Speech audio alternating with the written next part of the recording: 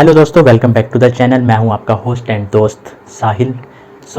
दोस्तों, जैसे जैसे हम उत्तराखंड एक्सप्लोर कर रहे हैं तो एक क्वेश्चन मेरे दिमाग में था, क्योंकि काफ़ी टाइम से मैं देवप्रयाग जाने के लिए कह रहा हूं, लेकिन तोता घाटी बंद होने की वजह से जब हम केदारनाथ गए थे अक्टूबर में तब भी नहीं जा पाए, हम देवप्रयाग नहीं देख पाए। उसके बाद हम अभी जब हम बद्रीनाथ के लिए जा रहे थे तो हम जोशीमठ तक गए थे, तो तब भी हम नहीं जा पाए, तब भी हमें टिहरी होके जाना पड़ा वाया, बिकॉज तोता घाटी बंद है। तो नेक्स्ट टाइम शायद हम देवप्रयाग जा सकेंगे।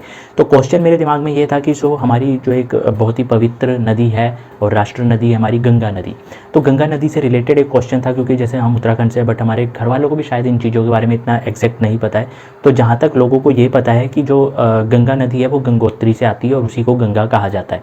बट क्वेश्चन ये था कि देवप्रयाग में भी दो नदियों का संगम होता है, अलकनंदा और भागीरथी का, और उसके संगम से भी गंगा नदी बनती है। तो समझ में आने वाली बात सिर्फ इतनी सी है कि गंगा नदी कौन सी है, फिर गंगोत्री से जो आ रही है वो है या देवप्रयाग में जो बन रही है वो है। सो बेसिकली क्या है जो अभी तक समझ में आया है कि जो हमारी जो गंगा नदी है वो गंगा नदी एक्चुअल में काफ़ी नदियों के संगम से मिलकर बनती है, और वो देवप्रयाग जगह है जो कि टिहरी में पड़ता है, वहाँ से गंगा नदी हमारी स्टार्ट होती है। और जो गंगोत्री से आ रही है, गोमुख से आ रही है, उसे गंगा कहा जाता है, बट उसका नाम भागीरथी है। अब आप देख सकते हो कि जैसे कि बाहुबली मूवी थी, बाहुबली में एक गाना था, एग्जैक्ट गाना मुझे याद नहीं आ रहा है, उसमें कुछ एक लाइन थी, कौन है वो, कौन है, कहाँ से वो आया। तो उसमें एक लाइन थी कि भागीरथी देख शिव जी चले, देख विचित्र माया, से कुछ है। तो वहाँ पे भी भागीरथी का नाम लिया गया है। तो जो भागीरथी है उसको ही मूल रूप से गंगा कहा जाता है। तो ये भी एक क्वेश्चन है कि गंगा एक्चुअल में क्या है, बट जहाँ तक हमें समझ में आया है कि जो देवप्रयाग में नदियों का संगम से जो बन रही है वो गंगा है, और जो गोमुख से आ रही है उसका तो नाम ही भागीरथी है। तो सब मिल के गंगा को देवप्रयाग में बनाते हैं। तो अब आपको मैं बोर्ड में ले चलता हूँ।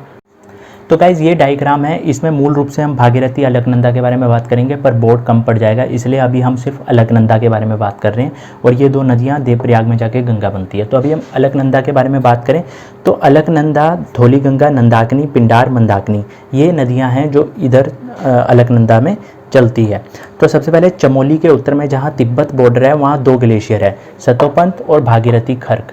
ये दो ग्लेशियर यहाँ पे एक पॉइंट है जहाँ से हमारी अलकनंदा हमें मूल रूप से दिखाई देती है बहते हुए। सतोपंत ताल है, वहीं से एक स्वर्ग रोहिणी को रास्ता जाता है स्वर्ग के लिए, जहाँ से 5 पांडव गए थे। ये एक हमारी जो पुराणों में वर्णन किया हुआ है इनके बारे में। उसके बाद वसुधारा के बारे में आपने, वसुधारा वाटरफॉल है उसके बारे में सुना होगा। तो वो जो जलप्रपात है वो भी अलकनंदा में आगे चल के मिलता है। केशव प्रयाग, जब अलकनंदा आगे बढ़ती है केशव प्रयाग में एक सरस्वती नदी आके मिलती है। सरस्वती नदी के ऊपर पुल बना हुआ है, भीम पुल, जो कि माना गांव में है। माना हमारा भारत का आखिरी गांव है जिसके बारे में आपने सुना होगा, तिब्बत बॉर्डर उसके आगे लग जाता है, तो वहाँ पे भीम पुल है। तो भीम पुल भीम ने बनाया था, क्योंकि सरस्वती नदी रास्ता नहीं दे रही थी उनको जाने के लिए, तो भीम ने वहाँ पे एक चट्टान थी उसको गिरा के उसको भीम पुल बनाया था, जिससे वो स्वर्ग की तरफ गए थे। ये माना गांव में पड़ता है। इसके बाद केशव प्रयाग से आगे बढ़ते हुए अलकनंदा बद्रीनाथ जाती है। अब यहाँ पे एक नीलकंठ पर्वत से ऋषि गंगा निकलती है, जो कि बद्रीनाथ मंदिर से आगे, थोड़ा सा आगे जाके ऋषि गंगा अलकनंदा में आके मिल जाती है। इसके आगे अलकनंदा फिर जाती है गोविंद घाट। गोविंद घाट में लक्ष्मण गंगा जो नदी है वो आके मिलती है। लक्ष्मण गंगा चमोली में स्थित हेमकुंड के पास से निकलती है। तो वहाँ पे इसे भुंडार, लक्ष्मण गंगा और हेम गंगा भी कहा जाता है। लक्ष्मण गंगा आगे एक घांगरिया जगह है, वहाँ पर पुष्पवती नदी से मिलती है, और फिर ये गोविंद घाट में आके अलकनंदा पे अटैच हो जाती है। इसके बाद आता है हमारा विष्णु प्रयाग, जो कि हमारे 5 प्रयागों में से पहला प्रयाग है। हमारे जो 5 प्रयाग हैं वो है विष्णु प्रयाग, नंद प्रयाग, करण प्रयाग, रुद्र प्रयाग और देव प्रयाग। तो हमारा जो पहला प्रयाग है वो है विष्णु प्रयाग। विष्णु प्रयाग में श्री नारद जी ने यहाँ पे विष्णु भगवान की पूजा की थी, तो यहाँ पे आराधना की थी। तो ये विष्णु प्रयाग है। यहाँ पे हमारी पश्चिमी धौली गंगा आके मिलती है। अब जो पश्चिमी धौली गंगा है वो कुमाऊं के जो नंदा देवी पर्वत है, आपने नंदा पर्वत नाम सुना होगा, नंदा देवी पर्वत, वहाँ से निकलती है ये धौली गंगा। एक और ये रैनी नाम की यहाँ पे एक जगह आती है जहाँ पे ऋषि गंगा, एक और हमारी ऋषि गंगा है जो कि रैनी नाम की जगह पे पश्चिमी धौली गंगा से मिलती है, और उसके बाद ये पश्चिमी धौली गंगा विष्णु प्रयाग में आके मिल जाती है। विष्णु प्रयाग से नंद प्रयाग पर कुछ नदियां और भी मिलती है, जैसे बालखलिया नदी है।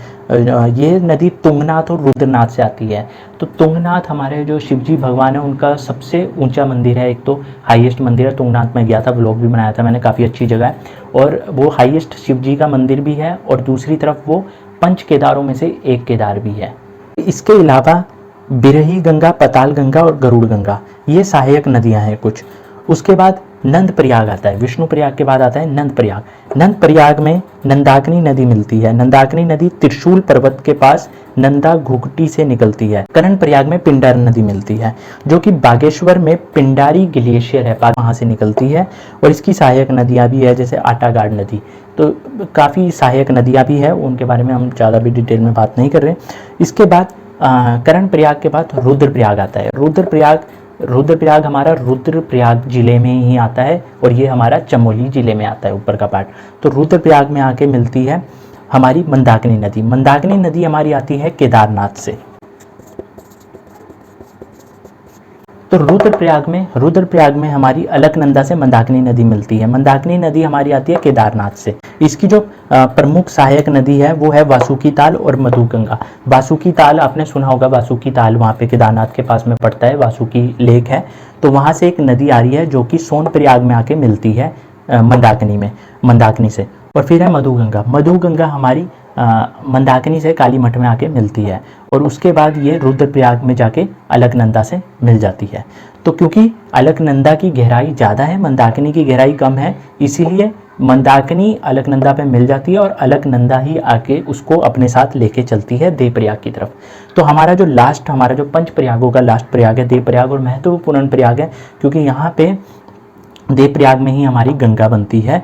और ये गंगा बनती है हमारी, जो कि हमारी गंगोत्री गोमुख से हमारी जो भागीरथी नदी आ रही है, और इसी नदी पे टिहरी डैम भी स्थित है भागीरथी में। तो ये जो हमारी जो नदी आ रही है, भागीरथी नदी आ रही है, ये अलकनंदा से मिलती है देवप्रयाग में, और यहाँ पर ही हमारी बनती है गंगा नदी।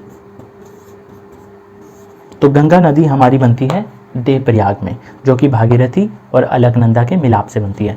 तो अलकनंदा नदी का जो मिलाप है वो इतनी नदियों से हो रहा है, जो कि मूल रूप से हमारे बद्रीनाथ के पास संतोपंथ से निकलते हुए स्टार्ट होती है, और अपने साथ ये नदियाँ अपनी छोटी छोटी नदियाँ लेके चलती है। फिर हमारा पहला पंच प्रयागों का पहला प्रयाग आता है विष्णु प्रयाग, जहाँ पे नारद जी ने विष्णु भगवान की आराधना की थी। उसके बाद नंद प्रयाग, कर्ण प्रयाग, रुद्रप्रयाग, देवप्रयाग। रुद्रप्रयाग में हमारे शिव जी भगवान की आराधना की थी नारद जी ने, और वहीं से उनको संगीत प्राप्ति हुई थी। जो संगीत का ज्ञान हुआ था वो यहीं से हुआ था, जब उन्होंने यहाँ पे रुद्रप्रयाग में भगवान शिव की आराधना की थी। उसके बाद देवप्रयाग में आके हमारी जो भागीरथी अलकनंदा है वो मिलके गंगा बनाती है। तो ये सभी मिश्रणों से, सभी के संगम से हमारी गंगा नदी देवप्रयाग में आके बनती है। अब भागीरथी में भी एक नयार नदी भी है, उसके बारे में भी हम आपको बताएंगे। उनकी भी सहायक नदियाँ हैं, तो वो कुछ ज़्यादा हो जाता है, इसलिए उसको हम सेकंड पार्ट में हम डिस्क्राइब करेंगे, जो कि हमारी गंगोत्री गोमुख से निकलते हुए अपने साथ साथ काफ़ी नदियों के संगम को लेके हुए देवप्रयाग पहुँचती है, और अलकनंदा से मिलकर यहाँ पे एक महत्वपूर्ण हमारी गंगा बनती है। यहाँ पर हमारा तुंगनाथ पड़ता है, और ये चोपता में पड़ता है। तुंगनाथ चोपता में पड़ता है, ये सबसे हाईएस्ट शिव जी का मंदिर है, और ये हमारा क्या बोलते एक पंच केदारों में से एक केदार भी है तुंगनाथ भगवान। तो ये कुछ ऐसा है। बाकी धीरे धीरे हम भी उत्तराखंड को एक्सप्लोर कर रहे हैं, और जितना हमें धीरे धीरे और ज्ञान होता रहेगा और पता लगता रहेगा, तो हम उम्मीद करेंगे कि आपको ऐसे ही हम समझा सकें अच्छे से। और इधर की साइड हमारा पड़ जाता है हेमकुंड साहिब, जो कि हेमकुंड साहिब गुरुद्वारा बहुत फेमस है। तो यहाँ हेमकुंड साहिब पड़ जाता है, ओली पड़ जाता है। ओली हमारा बहुत फेमस हिल स्टेशन है। और फूलों की घाटी तो अपने आप में एक बहुत ही बढ़िया जगह है, तो वो भी यहीं पर पड़ती है। तो ये बहुत ही एक बड़ी चीज़ है। और यहाँ पे गंगोत्री वगैरह आ जाते हैं, गंगोत्री, यमुनोत्री भी बहुत ज़्यादा टाइम चाहिए सारा कुछ एक्सप्लोर करने के लिए। तो आप वीडियोस होप सो आप देखते होंगे, आपको अच्छा लगता होगा। हम बजट वीडियोस भी बनाते रहते हैं, तो हम अपनी तरफ से कोशिश करते हैं कि हम कम से कम बजट में अगर हम सारी जगह घूम सकें तो वो हमारे लिए बेटर होगा। बट अभी हमारे प्रॉब्लम ये है कि हम एक साथ में सारा नहीं ट्रैवल कर सकते, वरना हमें बहुत सस्ता पड़ेगा। बट हम अभी एक एक तरफ जाते हैं, क्योंकि हम ऑफिस भी जाना होता है, ऑफिस का भी देखना होता है, जिस वजह से हमारे पास इतना टाइम नहीं होता कि हम एक ही बार में सारे चार धाम कर लें और सब कुछ कर लें कवर। तो वो पॉसिबल नहीं है, इसलिए हम एक एक करके कर रहे हैं। बट जिनके पास टाइम है तो वो कम से कम में कर सकते हैं, और बहुत ही अच्छे से सारे धाम घूम सकते हैं। So thank you so much guys. Hope so आपको यहाँ से कुछ ना कुछ सीखने को मिला होगा, जैसे हमें भी बहुत सी चीज़ें सीखने को मिली है, और अब क्यूरियोसिटी हो रही है कि यार और चीज़ें हम जानें। तो ऐसे ही आपको भी कुछ ना कुछ जानने को मिला होगा। तो बस ऐसे ही देखते रहिए, लाइक कर देना, कमेंट कर देना, शेयर कर देना, चैनल को सब्सक्राइब कर देना। कोशिश करेंगे कि आपको अच्छी अच्छी वीडियोज़ हम ऐसे दिखाते रहें। So thank you so much.